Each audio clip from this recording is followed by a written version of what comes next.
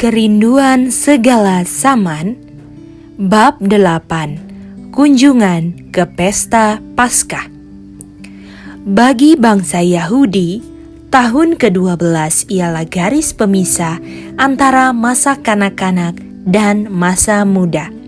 Setelah meningkat ke dalam usia ini, seorang anak muda Ibrani disebut anak hukum dan juga anak Allah.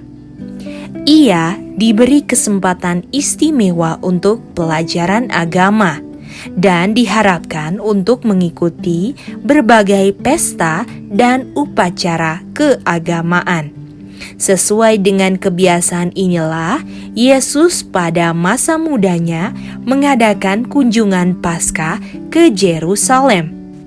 Sebagaimana semua orang Israel yang tekun beribadah, Yusuf dan Maria pergi tiap tahun untuk menghadiri Paskah. Dan sesudah Yesus mencapai umur yang dituntut, mereka membawa dia beserta mereka. Ada 3 pesta tahunan: Paskah, Pentakosta, dan Pesta Pondok Daun-daunan.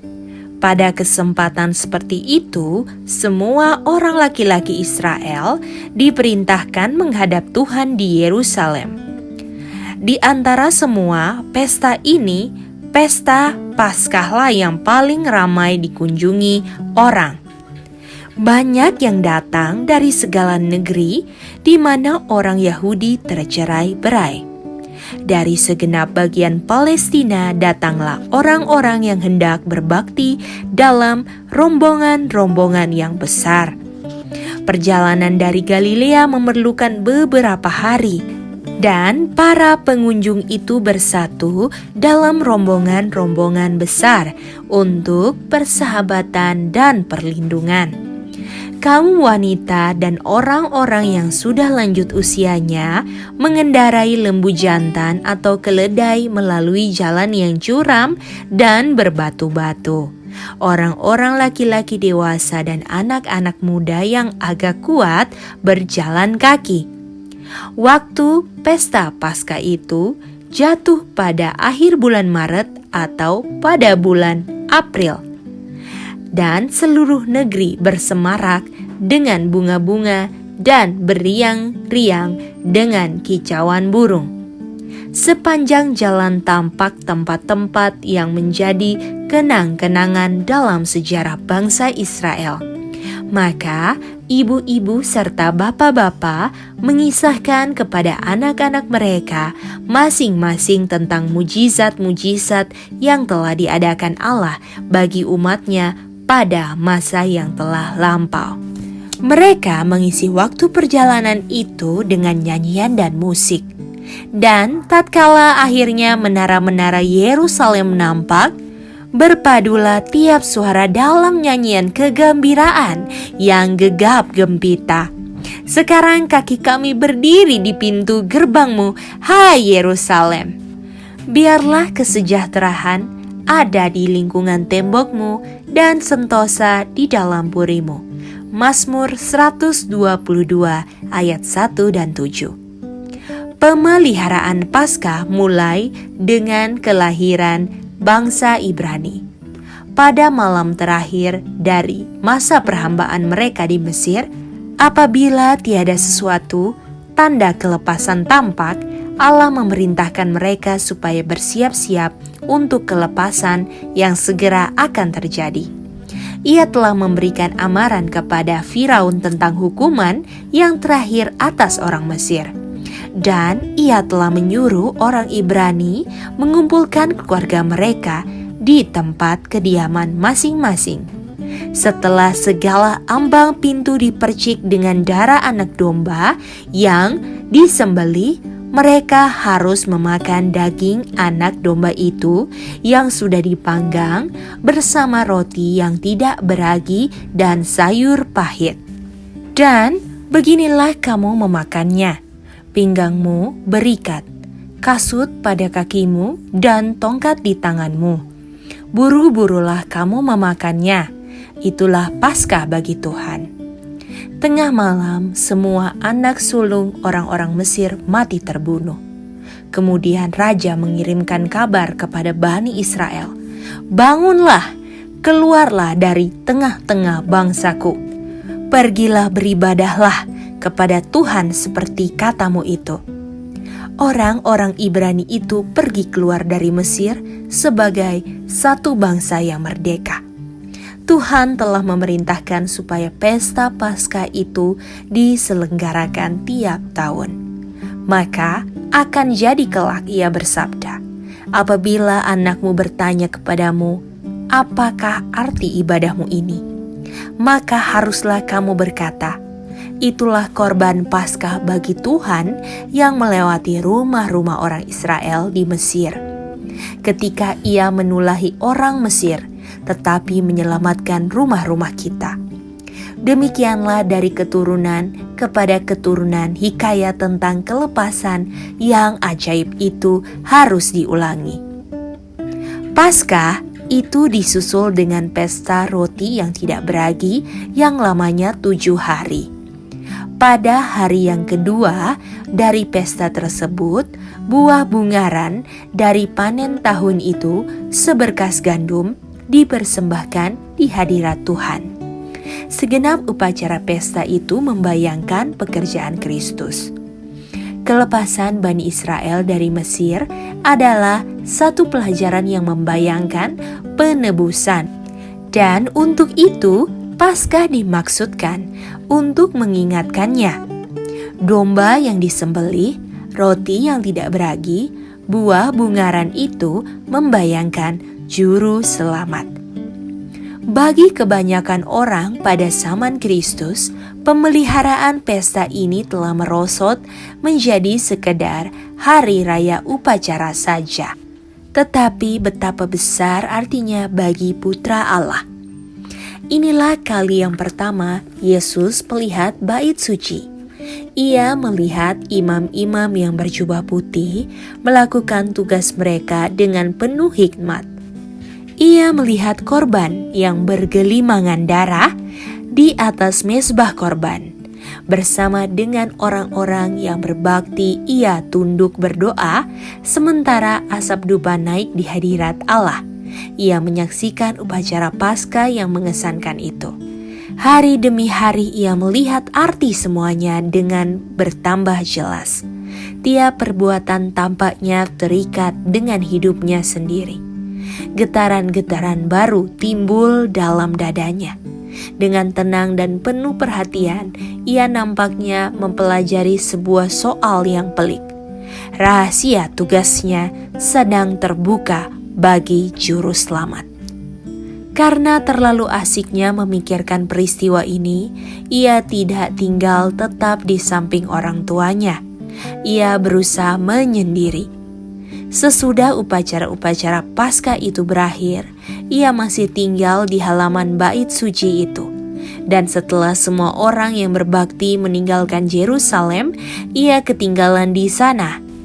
Dalam kunjungan ke Yerusalem ini, orang tua Yesus ingin memperkenalkan dia dengan guru-guru besar di kalangan orang Israel.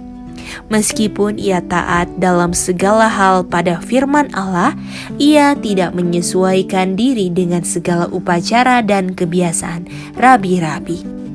Yusuf dan Maria mengharap supaya ia dapat dipimpin untuk menghormati rabi-rabi yang terpelajar dan memberikan perhatian yang lebih besar kepada tuntutan-tuntutan mereka. Tetapi Yesus dalam Ka'bah sudah diajar oleh Allah. Apa yang telah diterimanya dengan segera mulai diberikannya. Pada zaman itu, sebuah ruangan yang dihubungkan dengan bait suci dijadikan sekolah suci, menurut cara sekolah nabi-nabi. Disinilah rabi-rabi yang terkemuka berhimpun dengan murid-muridnya dan kesinilah Yesus datang. Setelah duduk di kaki orang-orang yang terpelajar dan disegani ini, ia mendengarkan pengajaran mereka. Selaku seorang yang suka menuntut hikmat, ditanyainya guru-guru itu tentang nubuatan-nubuatan dan tentang peristiwa-peristiwa yang sedang terjadi pada waktu itu yang menunjuk kepada kedatangan Mesias. Yesus menunjukkan dirinya sebagai seorang yang haus akan pengetahuan tentang Allah. Pertanyaan-pertanyaannya mengandung kebenaran-kebenaran yang dalam yang sudah lama tersembunyi, namun yang mutlak bagi keselamatan jiwa. Sementara menyatakan betapa sempit dan dangkal adanya pengetahuan orang-orang pintar itu, setiap pertanyaan membuka bagi mereka suatu pelajaran ilahi, serta menaruh kebenaran dalam segi pandangan yang baru. Rabi-rabi itu berbicara dengan kemuliaan ajaib yang akan dibawa oleh kedatangan Mesias kepada bangsa Yahudi. Akan tetapi Yesus menyebutkan nubuatan Nabi Yesaya, lalu menanyakan kepada mereka apa arti tulisan-tulisan yang menunjuk kepada penderitaan serta kematian anak domba Allah. Doktor-doktor itu berpaling kepadanya dengan pertanyaan-pertanyaan, dan mereka keheran-heranan mendengar segala jawabnya. Dengan kerendahan hati seorang anak kecil yang mengulangi ayat Alkitab, memberikan kepadanya arti yang begitu dalam yang belum pernah diselami oleh orang-orang pandai itu.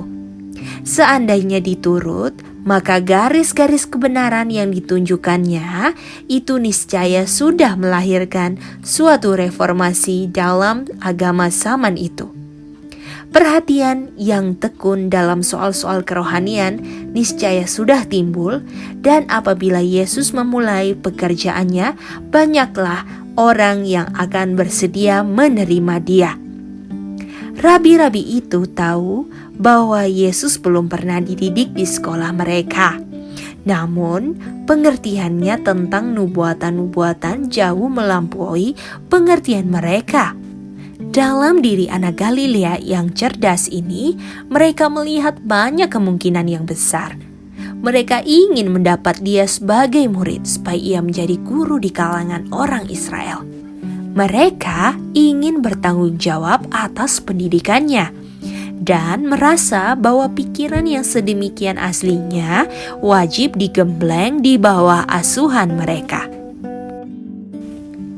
Perkataan Yesus telah menggerakkan hati mereka sebagaimana belum pernah dahulu digerakkan oleh ucapan yang keluar dari bibir manusia. Allah sedang berusaha hendak memberikan terang kepada para pemimpin Israel, dan Ia menggunakan satu-satu ikhtiar yang dengan itu mereka dapat dicapai. Dalam kesombongannya, mereka niscaya akan merasa tidak suka mengaku bahwa mereka dapat menerima pelajaran dari seseorang. Sekiranya Yesus tampak seakan-akan berusaha hendak mengajar mereka, sudah tentu mereka tidak akan mau mendengarkannya. Tetapi mereka membanggakan diri mereka bahwa mereka sedang mengajar Dia, atau sekurang-kurangnya menguji pengetahuannya akan Alkitab. Kesederhanaan serta budi pekerti kemudahan Yesus melenyapkan segenap prasangka mereka. Dengan tidak sadar, pikiran mereka terbuka bagi firman Allah, dan Roh Kudus berbicara kepada hati mereka. Tidak boleh tidak, mereka harus sadar bahwa pengharapan mereka tentang Mesias tidak disokong oleh nubuatan. Tetapi mereka tidak mau meninggalkan teori-teori yang telah membesar-besarkan cita-cita mereka. Mereka tidak mau mengaku bahwa mereka sudah salah mengerti akan Alkitab yang mereka ajarkan itu. Dari seorang kepada seorang beredarlah pertanyaan, bagaimana anak muda ini mendapat pengetahuan sedangkan ia tidak pernah belajar? Terang sudah bersinar dalam kegelapan, tetapi kegelapan itu tidak menguasainya. Yohanes 1 ayat 5. Pada waktu itu Yusuf dan Maria sudah sangat bingung dan susah ketika berangkat Dari Yerusalem mereka sudah tidak melihat Yesus, dan mereka tidak tahu bahwa Ia tinggal di sana. Pada waktu itu negeri itu penuh sesak dengan manusia, dan khalifah-khalifah dari Galilea amat besar. Suasana sungguh kacau sekali ketika mereka meninggalkan kota. Di tengah jalan kesukaan berjalan dengan sahabat-sahabat dan handai taulan memenuhi perhatian mereka, sehingga mereka tidak memperhatikan bahwa Ia tidak ada di situ hingga malam tiba. Kemudian ketika mereka berhenti hendak beristirahat, mereka kehilangan tangan anak mereka yang selalu siap sedia membantu. Karena menyangka bahwa Ia ada dalam rombongan itu, mereka tadinya tidak merasa cemas. Muda seperti dia itu, mereka telah percaya kepadanya tanpa bimbang, mengharap bahwa bila diperlukan, Ia tentu akan bersedia hendak membantu mereka, mengharapkan adanya keperluan-keperluan mereka sebagaimana kebiasaannya. Tetapi saat ini kekhawatiran mereka timbul. Mereka mencari Dia di seluruh rombongan mereka itu, tetapi sia-sia belaka. Dengan perasaan gemetar mereka teringat bagaimana Herodes sudah mencoba hendak membinasakan Dia waktu Ia masih bayi. Kekhawatiran hebat memenuhi hati mereka. Dipersalahkannya diri sendiri dengan amat sangat. Setelah kembali ke Yerusalem, mereka terus-menerus mencari. Keesokan harinya, sedang mereka bersama-sama dengan orang-orang yang berbakti, suatu suara yang mereka kenal menarik perhatian mereka. Tidak mungkin salah lagi. Tiada suara lain yang serupa dengan suaranya, begitu sungguh-sungguh dan tekun, namun begitu manis lagunya. Di sekolah rabi-rabi itu, mereka menemukan Yesus. Meskipun sangat bersuka, mereka tidak dapat melupakan kesusahan serta kekhawatiran mereka yang telah lalu. Sesudah Ia bersama-sama dengan mereka kembali, ibu itu berkata dalam perkataan yang mengandung teguran, "Nak, mengapa engkau berbuat demikian terhadap kami? Bahwa bapamu dan aku dengan cemas mencari engkau." "Mengapa kamu mencari aku?" sahut Yesus. "Tidakkah kamu tahu bahwa aku harus berada di dalam rumah Bapakku?" Waktu mereka tidak mengerti perkataannya, Ia menunjuk ke atas. Pada wajahnya tampak sinar yang mengherankan. Keilahian sedang memancar dari kemanusiaan. Ketika menemukan Dia di dalam Ka'bah, mereka sempat mendengar apa yang sedang berlangsung antara Dia dan rabi-rabi itu. Dan mereka tercengang-cengang mendengar segala pertanyaan dan jawabnya. Perkataannya melahirkan buah pikiran yang tidak pernah terlupakan. Dan pertanyaannya kepada mereka mengandung suatu pelajaran. "Tidakkah kamu tahu," katanya, "bahwa aku harus berada di dalam rumah Bapakku?" Yesus sedang mengerjakan pekerjaan yang Ia telah datang ke dunia ini untuk mengerjakannya. Tetapi Yusuf dan Maria sudah melalaikan pekerjaan mereka sendiri. Allah telah mengaruniai mereka kehormatan besar dalam mempercayakan putranya kepada mereka. Malaikat-malaikat suci telah memimpin perjalanan Yusuf untuk menjaga nyawa Yesus. Akan tetapi sehari suntuk, mereka telah kehilangan Dia yang seharusnya tidak boleh mereka lupakan sekejap mata pun. Maka apabila kekhawatiran hati mereka sudah lalu, mereka bukannya mempersalahkan diri mereka, melainkan melemparkan kesalahan itu kepadanya. Adalah wajar bagi orang tua Yesus untuk menganggap Dia sebagai anak mereka sendiri. Ia ada di antara mereka setiap hari. Kehidupannya dalam banyak hal adalah serupa dengan kehidupan anak-anak yang lain. Sehingga sukarlah bagi mereka untuk menginsafi bahwa Ialah putra Allah. Mereka hampir gagal untuk menghargai berkat yang dikaruniakan kepada mereka dalam hadirat penebus dunia.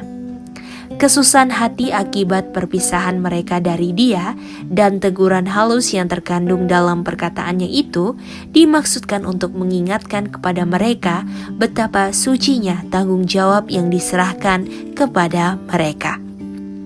Dalam jawabnya kepada ibunya, Yesus menunjukkan untuk pertama kalinya bahwa Ia mengerti hubungannya dengan Allah.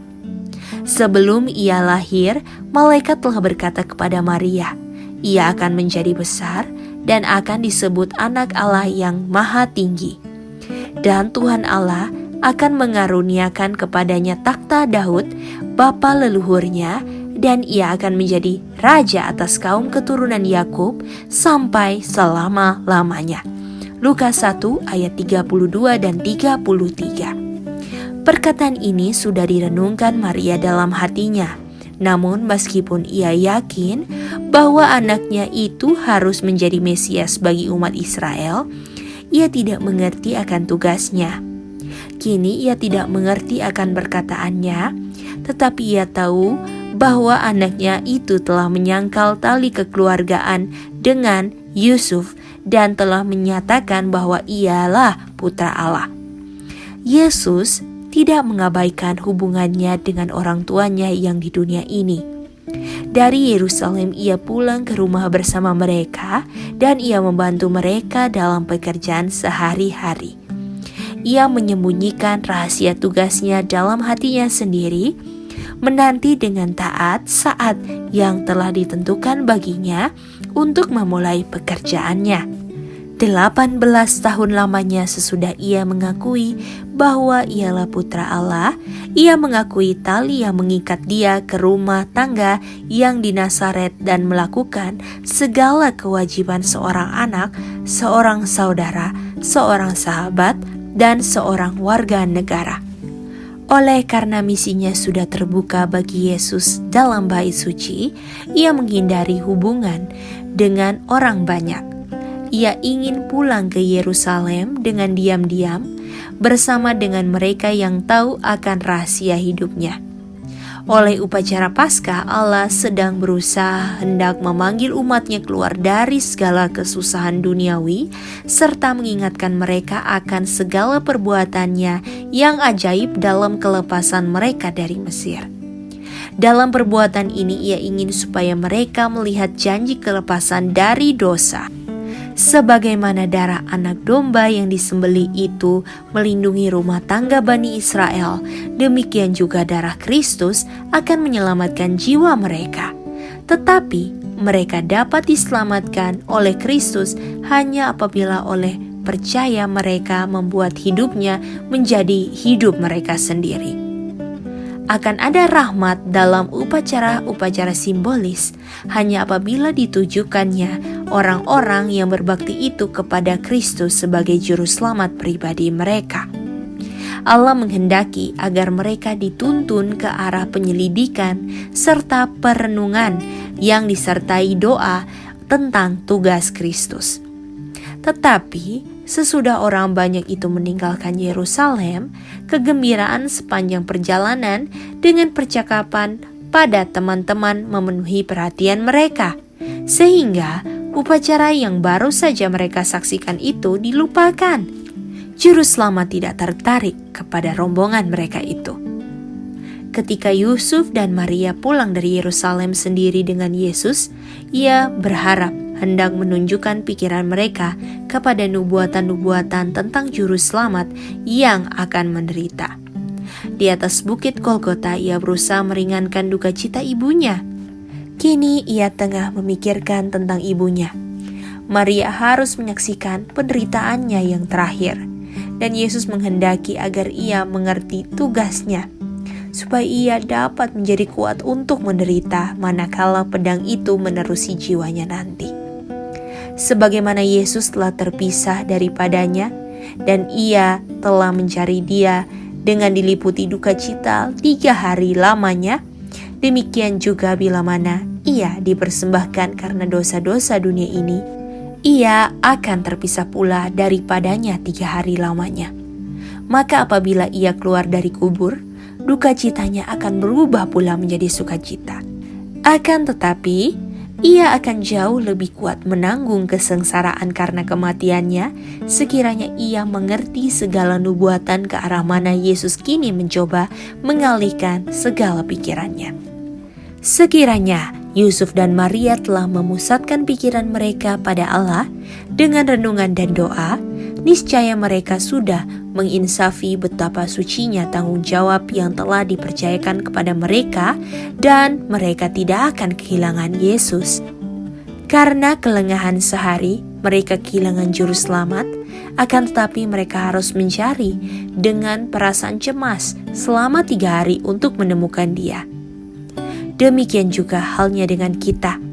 Dengan perkataan sia-sia, fitnahan, atau kelalaian berdoa, mungkin kita pada satu hari kehilangan hadirat juru selamat, lalu mungkin memerlukan berhari-hari lamanya untuk mendapati Dia dengan susah payah, serta memperoleh kembali damai yang telah hilang dari kita.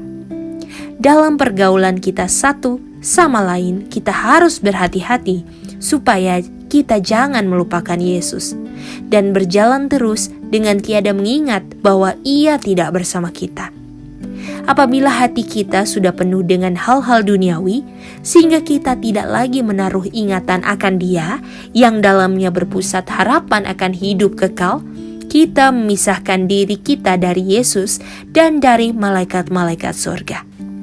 Makhluk-makhluk suci tidak dapat tinggal di tempat hadirat Yesus yang tidak diingini, dan ketiadaan hadiratnya tidak diperhatikan.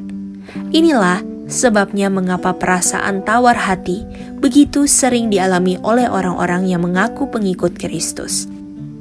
Banyak orang menghadiri acara kebaktian dan mereka disegarkan serta dihiburkan oleh firman Allah, tetapi oleh kelalaian dalam mengadakan renungan, dalam hal berjaga dan berdoa, mereka kehilangan berkat dan merasa diri mereka lebih hampa daripada sebelum mereka mendapatkannya.